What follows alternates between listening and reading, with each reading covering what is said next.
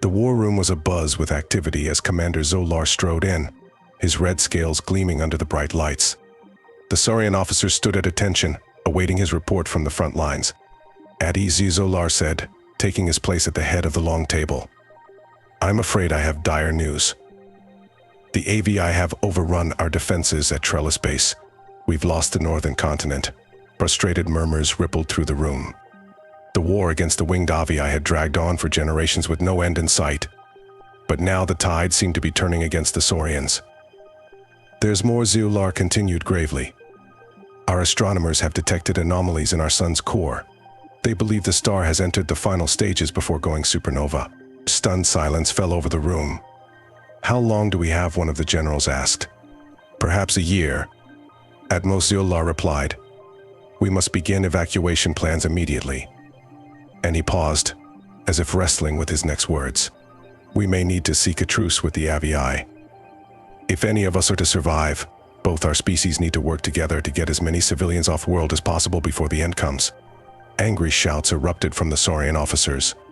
"Work with those feathered fiends?" Never one hissed. Zo'lar slammed a clawed fist on the table. "We have no choice," he roared. "Petty squabbles over territory are meaningless in the face of extinction. This war is over. Survival is all that matters now." Kevari soared over the lush jungle canopy, her violet wings shimmering in the morning light. She loved to fly in the early hours just after dawn, reveling in the freedom of the open skies before her daily duties as an Avi'i strategic planner began. But today, a sense of unease weighed on her spirit. Worrying intelligence reports had been flooding in about the state of the war, and strange reports from the science division about dangerous solar activity. An emergency council session had been called, and Kevari had been summoned to attend. She banked gracefully on an updraft and circled down to land on the platform outside the great council tree. Dozens of other Avi'i were streaming into the massive hollowed-out trunk that served as their meeting chamber. Kevari folded her wings and hurried inside. Tense murmurs filled the chamber as Kevari took her place among the other strategic planners. The council leader, an aged, gray-feathered Avi'i named Altair, raised his wings for silence. "Grave tidings have reached us," Altair began. "As you know, the war effort has taken an ill turn. The Saurians have developed new weapons that threaten to overwhelm our southwestern defenses. But now we face a threat that transcends our ancient feud. Our solar observers have determined our sun will go supernova within a year's time. When it does, all life on this world will be consumed." Gasps and cries of dismay echoed through the chamber. Kevari gripped the edge of her perch, her mind reeling. The end of the world? It couldn't be. "We have no choice but to begin immediate evacuations to ensure the survival of our species," Altair continued. "What's more, the Saurians have called for a truce and requested a meeting to discuss cooperation. As much as we may loathe them, coordinating our efforts is the only way to save as many lives as possible." The chamber erupted into chaos as the Avi'i began shouting questions and objections. Kevari could barely process it all. Work with the Saurians? The notion seemed unthinkable after so many years of bloodshed. But Altair was right, the very future of their race was at stake. Drastic action would be required. As an uneasy silence settled over the council once more, Kevari knew one thing for certain: nothing would ever be the same again. Zephyr peered out the viewport of the small Avi'i spacecraft as it descended through the atmosphere, watching the arid Saurian landscape resolve into focus far below. He had never imagined he would one day set foot on the enemy's homeworld, but these were extraordinary times. He glanced over at Kevari, noting the nervous twitch of her wings and the determined set of her beak. As two of the Avi'i's most respected strategic planners, they had been dispatched to this historic meeting with the Saurians to coordinate the evacuation efforts. The fate of both their species rested on their shoulders. The craft settled onto the landing pad with a gentle thud and the hatch hissed open. Kevari and Zephyr emerged into the harsh sunlight and oppressive heat, a squad of armed Avi'i guards standing protectively around them. A delegation of Saurians approached across the baked earth, a dozen massive reptilian forms in ornate armor, led by a scarred, imperious-looking commander whose scales were the color of dried blood. Zephyr recognized him from intelligence briefings: Commander Zo'lar, the infamous Saurian military leader. "Welcome to Saurico," Zo'lar said, his sibilant voice carefully neutral. "Thank you for agreeing to meet with us. Please follow me, we have much to discuss and time is short." Warily, the Avi'i contingent fell into step beside the Saurian delegation, crossing the short distance to a low domed structure. Inside was a large circular conference room, a holographic star map filling the center of the space.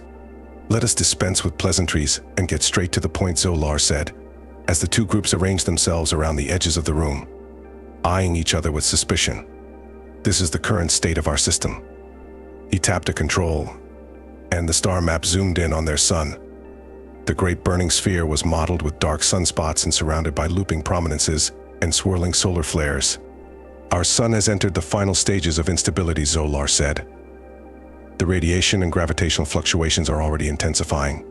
We predict that within 10 to 12 months, it will explode in a supernova, utterly destroying our worlds." Kevari stepped forward. "Our models concur with yours. We must waste no time if we are to have any hope of evacuating a meaningful fraction of our populations. How many space-worthy ships does the Saurian fleet possess?" Zo'lar tapped another control, and hundreds of small green lights appeared, scattered throughout the system. "Approximately 600 vessels of various classes. And the Avi'i, we have some 400 ships," Zephyr replied. Blue markers popping up to mingle with the green ones. "A formidable combined fleet, but still not nearly enough to evacuate everyone," Kevari said grimly. "We should begin the evacuation with the ships we have while working around the clock to build more. We need to establish criteria for who will be evacuated first and in what order." "No doubt you Avi'i will insist on giving priority to your own kind," Zo'lar said, narrowing his eyes. Zephyr bristled at the insinuation. "This must be a cooperative effort if it is to succeed," he said. "We propose evacuating the children and breeding-age females of both species first, in equal numbers, followed by the most critically skilled individual scientists, engineers, doctors, then the rest of the civilians. Military and government personnel will be evacuated last." He held his breath, waiting for Zo'lar's reaction. The Saurian commander gazed at the map, his clawed hands gripping the edge of the console. Finally, he gave a curt nod. "It is a logical plan. We are in agreement." Kevari exhaled softly in relief. It was a start. There were still innumerable details to be ironed out, but both sides seemed committed to working together, at least for now. She did some quick mental calculations. Even if they expanded both fleets as fast as possible, they would still only be able to evacuate perhaps 30% of the Avi'i and Saurian populations before the sun went supernova. Millions would be left behind to die, but they had to save who they could. The two species would need each other if they were to have any hope of surviving and forging a future together far from their doomed homeworlds. For the first time in generations, the Avi'i and Saurians would need to trust each other. "Then let's get to work," Zephyr said, calling up ship schematics on the display. Every moment counts. As the unlikely allies bent their heads together over the console and began to plan, the swollen, angry sun ominously glowered down on them through the viewports, an ever-present reminder of the coming apocalypse. The temporary Saurian Avi'i command center was a hive of activity as the evacuation plan took shape. Crews of engineers and construction workers labored around the clock to build new ships and refit existing ones for the massive exodus. To Kevari's surprise, Saurians and Avi'i, I began working side by side at the same tasks with minimal friction. Old hatreds faded into the background in the face of their shared peril. A sense of common purpose took hold as it became clear that cooperation was the only path to survival. Zo'lar proved to be a capable administrator, and Kevari found she could work well with him, though their interactions remained strictly professional. Trust between their species was still a fragile thing. The biggest challenge was not building the ships, but the heartbreaking task of deciding who would be evacuated and who would be left behind. Only the youngest and fittest could be saved. The old, the weak and infirm would remain to face the supernova. Many individuals, Saurian and Avi'i alike, were unwilling to abandon their doomed loved ones. Some tried to bribe their way onto the ships. Others made impassioned entreaties for their families to be saved. Kevari heard countless tragic stories that tore at her soul, but she had to remain objective and impartial. Emotion could not sway the cold equations of triage. Their sun grew more unstable by the day, coronal mass ejections and solar flares repeatedly battering the planet with radiation. It was a race against time as the construction of the evacuation fleet neared completion. Finally, the last ship was ready for launch. The chosen evacuees boarded the vessels, tearfully bidding farewell to those staying behind. There had been a lottery among the military and government personnel to determine who would go on the final ships. Zo'lar and Altair had both insisted on remaining until the end to oversee the launch. Kevari and Zephyr reluctantly took their places aboard the last Avi'i ship. There were no speeches or fanfare as the great exodus began. The Saurian and Avi'i ships lifted off in staggered waves, rising on plumes of fire, racing to outpace the radiation floods and gravitational storms already buffeting the upper atmosphere. From the viewports of her ship, Kevari watched her homeworld recede in the distance, a sense of overwhelming loss weighing on her spirit. All she had ever known was being left behind to burn. She turned her gaze forward, to the stars, where the future of the Saurian and Avi'i species now lay. It was a future fraught with uncertainty and challenge, but also the potential for a new beginning. The great evacuation fleet broke orbit and accelerated into the void, chasing the slim hope of survival, just as the first bright flashes of the dying sun began to shimmer behind them.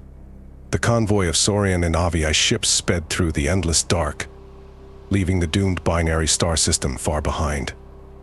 In their wake, the yellow sun had gone supernova, the initial stellar flash giving way to the ominous, roiling clouds of a vast nebula that expanded with incredible speed, consuming all in its path. Aboard the lead ship, Kevari stood before a viewport beside Zephyr, gazing out at the sea of stars. The weight of their species' future pressed down on them, heavy and uncertain. Out of the billions of Saurians and Avi'i who had once populated their neighboring homeworlds, only some 30 million had been evacuated between the two races. The survival of each and every one of the refugees was now paramount, and they still had no world to call their own. The fleet was headed for the nearest potentially habitable planet, some 20 light-years away in Exarald, that had long been studied by their astronomers. But it would be a journey of many years, its ultimate outcome unknown. Would the planet prove suitable to sustain them? Even if it did, carving out a new civilization would be an immense challenge, made all the more difficult by the need for two former enemy species to cooperate and coexist. Trust between the Saurians and Avi'i was still a fragile thing. Many of the refugees remained traumatized and embittered by the generations of war preceding the crisis. Clashes and tensions flared up sporadically throughout the fleet, jointly governing and keeping order among the rattled. Despairing survivors was proving to be a monumental task. "Do you think we can do this?" Zephyr asked quietly, his gaze fixed on the distant flickering points of light. "Create a new life on a new world. Keep our species from obliterating each other." Kevari sighed. "We have to. We have no other choice. We'll find a way to make it work."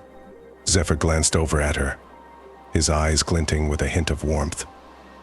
"We've already accomplished more than I thought possible. And having you to rely on, your courage, your intelligence, your leadership, it gives me hope." Kevari's feathers rippled as she returned his gaze. A spark of understanding passed between them, a bond forged through shared trauma and struggle. Perhaps she dared to hope Saurians and Avi'i working together was not such an impossible dream after all. Just then, a shrill alarm klaxon shattered the moment. Kevari whirled to see the command console lighting up with warnings. "What's happening?" she demanded, hurrying to the displays with Zephyr beside her. The Saurian technicians working the controls looked up at them with stricken expressions. "Gravitational anomalies," one of them reported, her voice shaking. "Coming from Astern, massive distortions in the fabric of space-time. Something is emerging from the nebula." Kevari stared at the readouts in disbelief as Zephyr pulled up a view of the affected area on the main display. What she saw took her breath away. A shape was materializing out of the maelstrom of dust and stellar debris. A vast dark form shot through with pulsing lines of bright energy. Huge, nightmarish, and undeniably artificial, it was like nothing Kevari had ever seen before. And it was coming for them. Closing on the fleet with terrifying speed, Zephyr gripped the edge of the console, his eyes wide with incomprehension and fear. "By the stars, what is that thing?" An icy dread clutched at Kevari's heart, as she realized their long ordeal was far from over. The Saurians and the Avi'i had banded together to escape the death of their star. But now it seemed something even more dangerous and inscrutable was rising from its ashes, something that might just doom their beleaguered species after all. The future was far more uncertain than ever, but whatever happened next, Kevari knew the Avi'i and Saurians would have to meet it together, standing as one.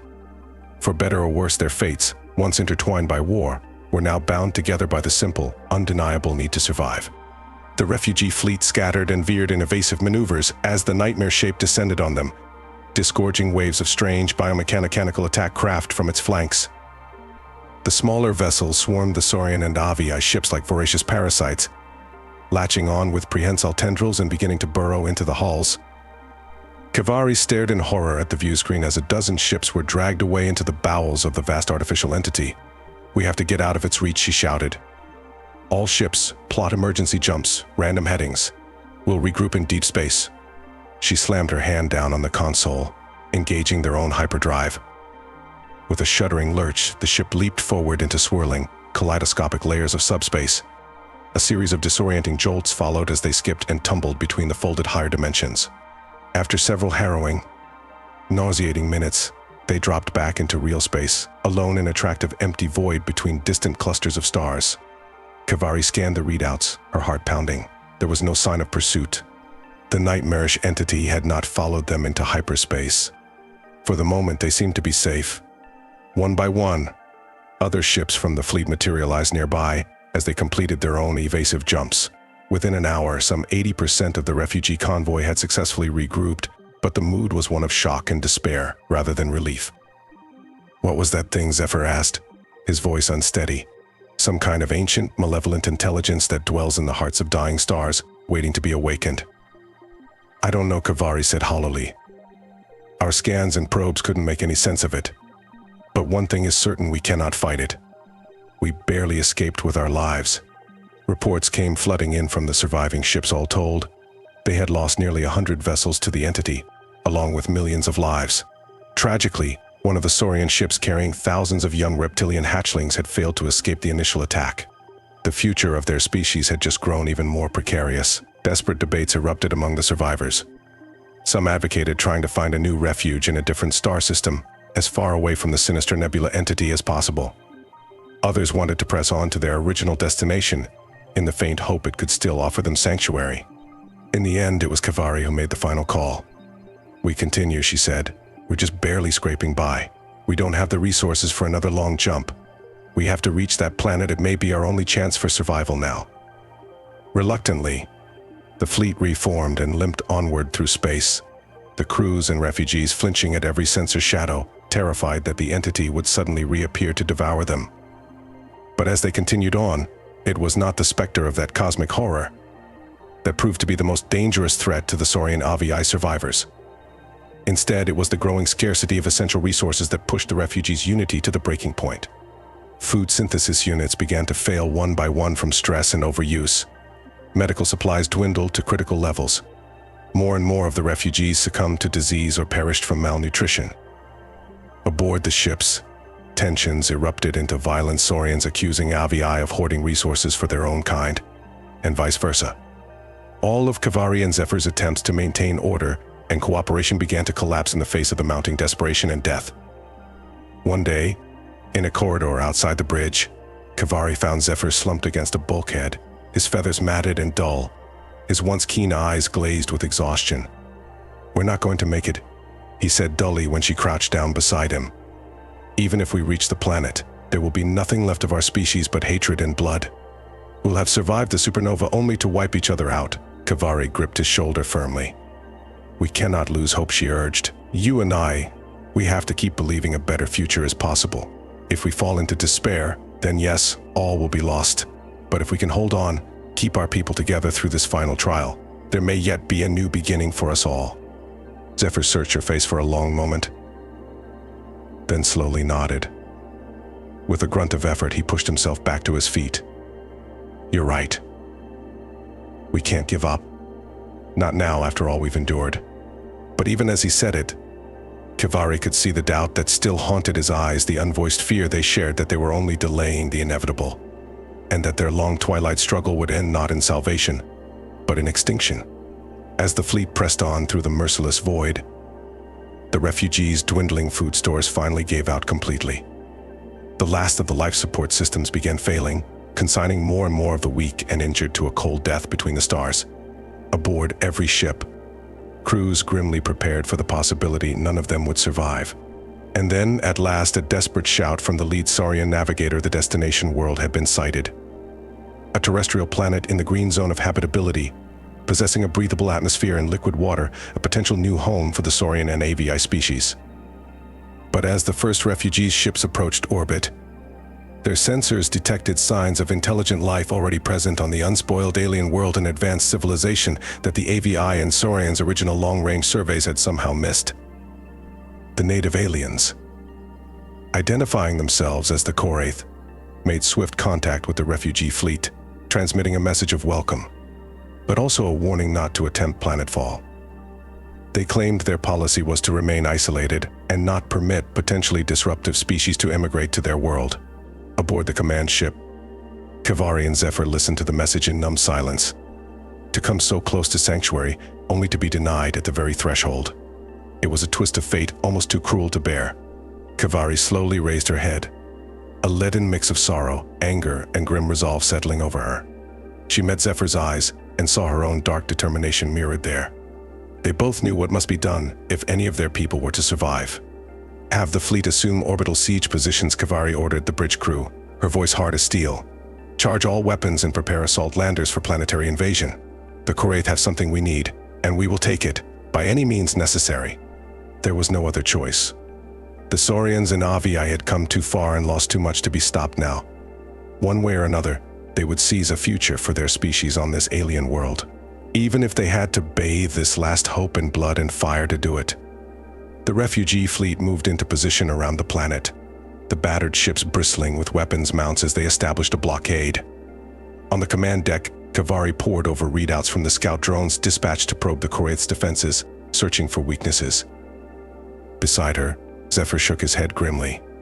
They may have an advanced civilization, but their planet is not heavily militarized. They're clearly not used to facing threats from beyond their world. A sustained orbital bombardment should crack their defensive screens. Kevari's stomach twisted at the thought of raining destruction down on a peaceful, unsuspecting people who had done nothing to earn the Saurians and Avi'i's enmity. But what choice did they have? The survival of their species hung in the balance. Begin the bombardment, she ordered heavily. Blanket their major cities and industrial centers. We'll follow with a ground invasion to secure territory for our people. As the ships began launching salvos of plasma missiles toward the planet's surface, a hail came from the Saurian flagship. Kevari put it through and was surprised to see Commander Zo'lar's angular, scaled face appear on the view screen. Kevari, Zephyr, he said without preamble. I know what we agreed, but I urge you to reconsider this course of action. If we do this, we become no better than the monstrosity that rose from our dying star to hunt us. Is this truly the foundation on which we wish to build our species' future? Zephyr made a scoffing sound. It's a little late for a crisis of conscience, Commander. You agreed this was necessary. The survival of the Saurians and Avi'i is all that matters. At the cost of our souls, Zo'lar asked quietly. What is the point of survival if we become the monsters we sought to escape? There must be another way. A path of honor. Kevari wrestled with her own misgivings, the commander's words echoing the doubt in her own heart. Was it already too late to turn back from this path of brutality? Then another urgent message chimed on the console. A bridge officer looked up at her, his face ashen. Commander, we've lost contact with the invasion force. All ships deploying to the surface, they're just gone. What do you mean gone? Kevari demanded. But the truth was already taking shape in her mind with dreadful certainty. The Koraith, they have some kind of planetary shield, the officer reported. Extremely advanced, like nothing we've ever seen. It just absorbed the landing ships without a trace. Our weapons are having no effect. Kevari felt her knees go weak as the true capabilities of the Koraith became terribly apparent. Their initial scans had failed to detect the extent of the natives' defensive technologies, and they had just paid a horrific price for their ignorance and arrogance. Thousands of lives snuffed out in an instant by a force they could barely comprehend, let alone counter. And then a new voice filled the command deck, lyrical, ethereal and resonating with quiet power. Saurians, Avi'i, you have made a grave error in judgment. An image formed in the center of the bridge, a luminous being composed of swirling bands of light and energy. Kevari instinctively knew she was looking upon the true form of a Koraith. We are an ancient race, far older and more advanced than you can imagine, the Koraith said. We have watched younger species rise and fall for eons untold. We understood your plight and felt sorrow for your suffering. Know that we did not wish to use violence against you. Please, Kevari managed to say past the tightness in her throat. We're desperate. We have nowhere else to go. Our species face extinction. And yet, your first instinct was to conquer and destroy, rather than to communicate and build trust, the Koraith said sadly. You have much still to learn about the paths of wisdom and peace. The being's form pulsed and rippled as a wave of iridescent light flowed over the fleet.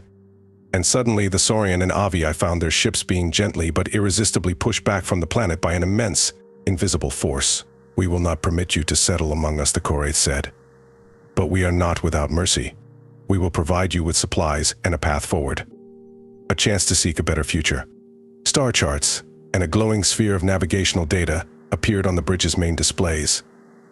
There are other habitable worlds that your species may explore, the Koraith said. Ones without indigenous civilizations. You may still find a home, but you must learn to create one without sowing the seeds of war and destruction. Kevari felt hot tears welling up in her eyes at the realization of how close they had come to forfeiting their last hope through their own fear and brutality. She bowed her head, humbled and chastened by the Koraith's lesson. We understand, she said hoarsely. Forgive us our trespasses. We will seek a better way. She forced herself to look directly into the Koraith's shimmering, depthless gaze. Thank you, she whispered.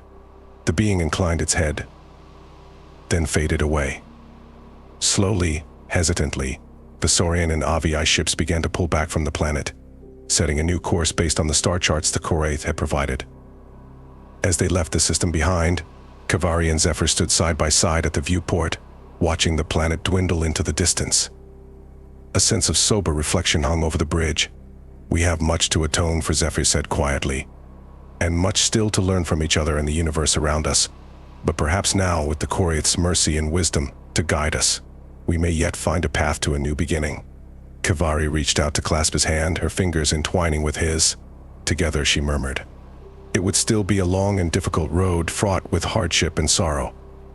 But they had been granted a precious second chance, a chance to do better, to be better than what they had almost become. And as the Saurian and Avi'i ships sailed onward through the sea of stars, seeking their new home, the light of fragile and newfound hope kindled to life once more, amid the ashes of their species' downfall.